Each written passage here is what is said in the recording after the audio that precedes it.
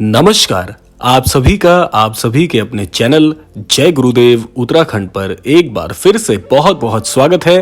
कामना करते हैं कि आप और आपके परिजन सभी स्वस्थ होंगे। इसी कामना के साथ बढ़ते हैं आज के इस अद्भुत क्रमांक की ओर। आज का ये अद्भुत क्रमांक बहुत ही दिव्य होने वाला है, क्योंकि आज के क्रमांक में जिस संदर्भ को हमने क्रमांक का मुख्य भाग लिया है, ये क्रमांक आप सभी के लिए बहुत बहुत प्रभावशाली होगा। ऐसी कामना करते हुए आइए प्रारंभ करते हैं आज के इस दिव्य अध्याय को। महाराज जी के अनन्य भक्त होने के चलते कई बार जीवन में विषम समय आने पर बहुत से अनन्य भक्त एक त्रुटि कर बैठते हैं।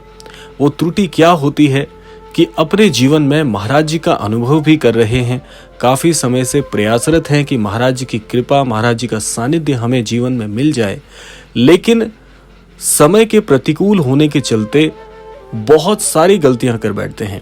आज हम ऐसी ही गलतियों पर चर्चा करेंगे जो कि महाराज जी का अनन्य भक्त होते हुए आपको भूलकर भी नहीं करनी चाहिए।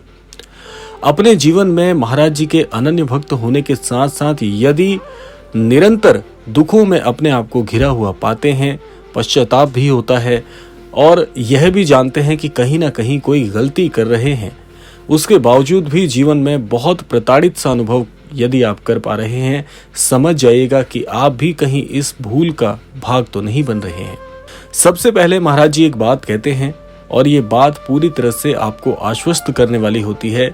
महाराज जी का कहना है कि यदि तू बहुत ज्यादा आडंबर में नहीं रहना चाहता, जीवन की सत्यता पर विश्वास करता है, मेरे सानिध्य के प्रति लालायित भी है और मेरा सानिध्य यदि तुझे प्राप्त भी हो गया है, तो एक बात का सदैव तुझे ध्यान रखना है। वो क्या बात है, सबसे पहले उस पर चर्चा करते हैं। जब भी जीवन में विषम समय आएगा, क्योंकि समय परिवर्तनशील है, ऐसा कोई भी व्यक्ति इस धरा पर जन्म नहीं ले पाया जिसके जीवन में केवल सुख ही सुख चल रहा हो। जैसा कि मैंने आपको बताया कि जीवन प्रतिकूल भी होता है, अनुकूल भी होता है। ये समय चक्र के अनुसार समय अवधि आपके जीवन में आती है और जब अपना हर काल अर्थात अच्छा समय या बुरा समय अपनी उस समय अवधि को पूर्ण कर लेता है, तो फिर से जीवन में परिवर्तन आना स्वाभाविक है। ये अकाट सत्य है, इससे कोई नहीं बच पाया। इसीलिए इस बात को तो अपने मस्तिष्क से आप निकाल लीजिए कि जीवन एक ऐसी बहती धारा के समान है जहां पर केवल सुखों का अनुभव ही एक अच्छे जीवन की पहचान है। अगर आप ऐसा सोच रहे हैं तो बिल्कुल गलत है। ऐसी सोच, ऐसी धारणा आपको बदलनी होगी।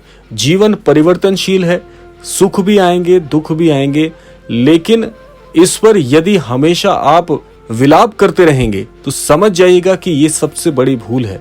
महाराज जी कहते हैं कि यदि तुझे मेरा सानिध्य प्राप्त है, उसके बाद यदि तू अन्यत्र और कुछ नहीं भी कर सकता, तब भी तेरे जीवन में तुझे मैं वो स्वर्णिम समय तुझे ला कर दूंगा, उस स्वर्णिम समय के लिए तुझे तैयार करूंगा जो तू अपने जीवन में चाहता है। लेकिन एक शर्त है, और ये शर्त क्या है? महाराज जी कहते हैं कि यदि आध्यात्मिक रूप से तू पूरी तरह से मुझे समर्पित हो चुका है, तो कम से कम मेरी योजनाओं पर तो तुझे भरोसा होना चाहिए।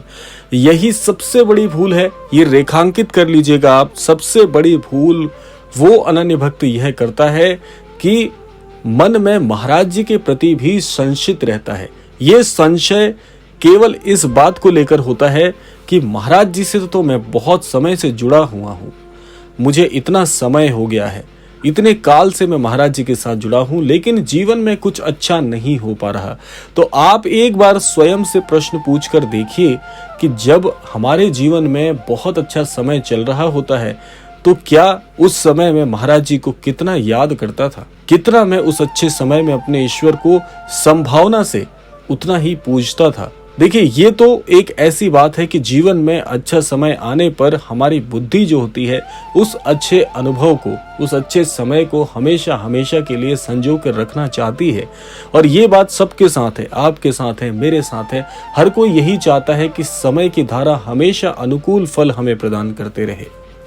लेकिन जब जीवन में थोड़ा विषम समय आता है तो हम क्या गलती कर बैठते हैं कि हम ये भूल जाते हैं कि जिस सद्गुरु के सानिध्य में आकर हमारे जीवन को आज एक नया आकार मिल पाया है, जिस जीवन को जीने में हम सक्षम हैं, उस जीवन में यदि थोड़ा सा विषम समय आ जाए, और उसके लिए भी आपके वो सद्गुरु जिम्मेदार नहीं है, उसके लिए भी जिम्मेदार हम स्वयं हैं, क्योंकि हमारे द्वारा किए गए कर्मों का ही फल जीवन में आने वाले अनुकूल और प्रतिकूल फल को हमें प्रदान करता है। ये बात भी हम जानते हैं, तो हम भला अपने जीवन में आने वाले दुखों को और जो हमारे द्वारा चाहे अनचाहे जो पाप घटित हो चुके हैं, उनके जो प्रभाव हैं, उनके जो परिणाम हैं, उन परिणामों को भी अपने सद्गुरु पर थोप दें कि आपके रहते मेरे जीवन में ये दुख आ गया, तो ये क्या सही बात है? कदापि नहीं, ऐसा हो ही नहीं सकता। सद्गुरु तो एक ऐसे वृक्ष के समान है जो अपनी छाया में आने वाले हर एक व्यक्ति को समरूप भाव से, समान भाव से छाया प्रदान करता है। तो हम कैसे उस वृक्ष पर दोष मढ़ सकते हैं कि ये वृक्ष मुझे छाया प्रदान नहीं कर रहा? ये तो बिल्कुल गलत बात है। तो हमारे जीवन की सबसे बड़ी भूल यही होती है कि हम समय की प्रतिकूलता को अपने परमेश्वर पर, अपने इष्ट पर, अपने गुरुजनों पर कदापि नहीं टाल सकते। हमें इस बात को पूरी तरह से ग्रहण करने की शक्ति सद्गुरु से मांगनी चाहिए कि हमारे द्वारा, मेरे द्वारा जो पाप कर्म मुझसे चाहे अनचाहे हुए हैं, उन सब के लिए मैं क्षमा प्रार्थी हूँ, मैं प्रायश्चित करना चाहता हूँ। इस भाव से यदि आप अपने जीवन में अपने सद्गुरु को समर्पित कर देंगे, आप ये 100% मान लीजिएगा कि आपके सद्गुरु के आशीर्वाद में, उनकी छत्र छाया में इतनी शक्ति होती है कि आपके पाप कर्मों से मिलने वाले जो दुख हैं उसको भी क्षीण कर सकती है। तो इसीलिए इस भाव से यदि अपने सद्गुरु की शरण में आप जाएंगे, तो निस्संदेह आपके जीवन में जो भाव आप चाहते हैं कि हमेशा जीवन में सुख बना रहे, ये अनुभूति भी आपको सद्गुरु के आशीर्वाद से प्राप्त हो सकती है। क्योंकि जीवन में आने वाला अच्छा समय और बुरा समय केवल एक अनुभव ही तो है, और अनुभव में हम यही चाहते हैं कि हमेशा प्रसन्न रहें। और जब आप इस भाव से, पश्चाताप के भाव से अपने सद्गुरु की शरण में जाते हैं, तो मन में जो पाप कर्मों के द्वारा अर्जित किए गए दुख का बोझ होता है, उस बोझ का तक अनुभव नहीं होने देते सद्गुरु। इतनी शक्ति होती है महाराज जी के उस अद्भुत आशीर्वाद में।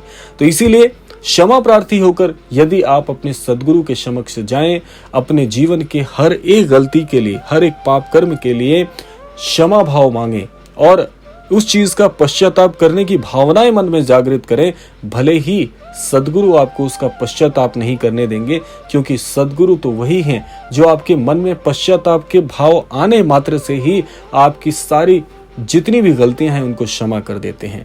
इसीलिए महाराज जी तो बहुत बहुत दयालु हैं, आपके हृदय की एक एक बात जानते हैं कि आपके हृदय में कब क्या और किस सीमा में चल रहा है। तो इसीलिए महाराज जी को यदि आप समर्पित भाव से याद करते हैं, तो ये बात रेखांकित कर लीजिएगा कि गलत मार्ग पर चलने के विचार मात्र से ही महाराज जी आपको वहीं पर रोक लेंगे, आपसे गलत कर्म नहीं होने देंगे। ये महाराज जी का जो प्रताप है, ये उसकी अनुभूति है। तो इसीलिए आप सभी को मैं आज के क्रमांक से यही कहना चाहूंगा, जहां तक ये क्रमांक पहुंच रहा है, कि महाराज जी को समर्पित भाव से एक बार स्मरण करना प्रारंभ करिए। आपका संपूर्ण जीवन ना बदल जाए तो कहिएगा। तो ये था आज का अद्भुत क्रमांक। आशा करते हैं क्रमांक आप सभी को लाभान्वित करने वाला हो। इसी कामना से विदा लेने का समय भी आ चुका है, और विदा लेने से पूर्व समय है प्रार्थना का। यही प्रार्थना करना चाहूंगा कि श्री महाराज जी सभी को सन्मति और सद्बुद्धि की प्राप्ति कराएं, इस संपूर्ण सृष्टि का, इस संपूर्ण लोक का कल्याण हो। इसी भावना के साथ, इसी कामना के साथ विदा लेते हैं। मिलते हैं अगले क्रमांक में, तब तक के लिए जय श्री राम, जय गुरुदेव, जय उत्तराखंड।